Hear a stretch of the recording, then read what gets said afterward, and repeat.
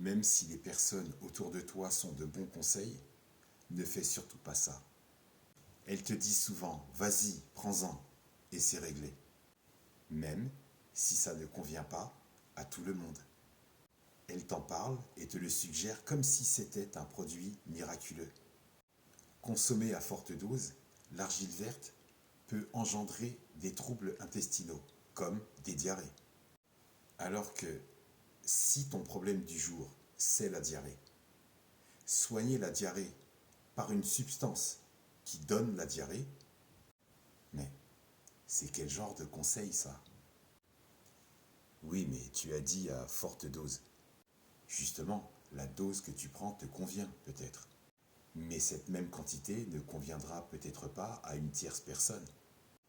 Ton pote, ta pote, ton frère, ta sœur, ton cousin, ta cousine.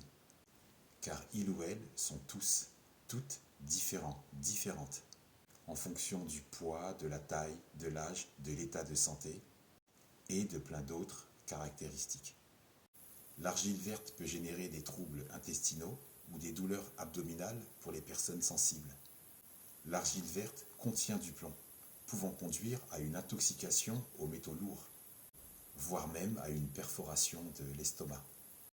Toutes les personnes qui te conseillent d'en consommer oublient de te dire qu'elle est déconseillée chez les femmes enceintes et allaitantes, mais aussi allergiques. Elles oublient de te dire que l'argile verte est déconseillée chez les enfants de moins de 3 ans. Elles oublient de te dire que si une femme enceinte prend de l'argile verte, elle pourrait présenter une toxémie, c'est-à-dire des toxines dans le sang, donc danger aussi pour le futur bébé. Elles oublient aussi de te dire que l'argile verte est interdite chez les personnes souffrant d'insuffisance rénale, de la maladie de Wilson, d'occlusion intestinale, de constipation, hypertension, hernie. Elles oublient de te dire que l'argile verte favorise la déshydratation, conduisant à la constipation. Elles oublient de te dire qu'une personne sensible qui en consomme peut perdre l'appétit, avoir des vomissements et des brûlures d'estomac. Ça fait beaucoup d'oubli là. Les personnes qui te recommandent l'argile verte, est-ce par réflexe ou par manque de connaissance du produit, ou alors la bienveillance se fait la malle?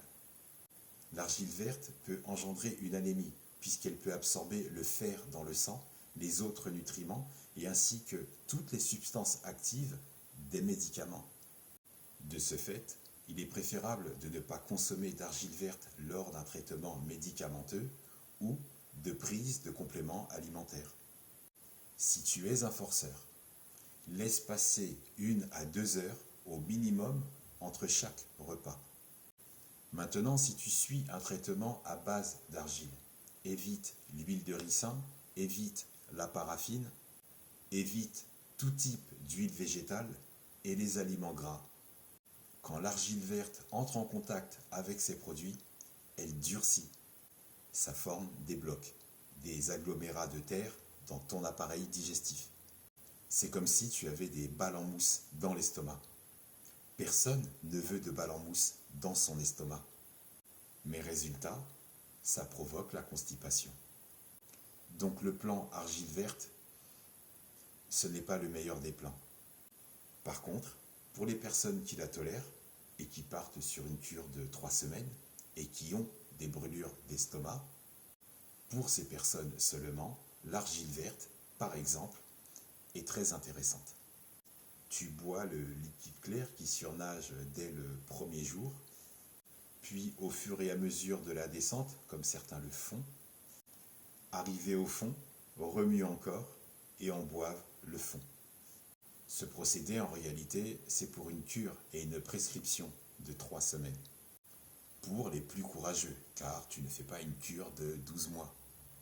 S'il est dit que l'argile verte est efficace pour détoxifier le foie, des substances toxiques comme les médicaments, l'alcool, les polluants.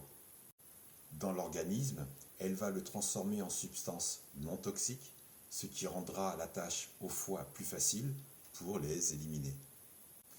Cependant, toutes les argiles, toutes, sans aucune exception, j'ai bien dit toutes, qu'elles soient roses, blanches, vertes ou rouges, Toutes contiennent des métaux lourds. En quantité faible, oui, mais des traces de métaux lourds sont présentes et c'est inévitable. Les argiles sont obtenues par extraction du sol, donc de métaux lourds présents naturellement dans la nature, dans l'environnement, comme le plomb, le mercure, le cadmium.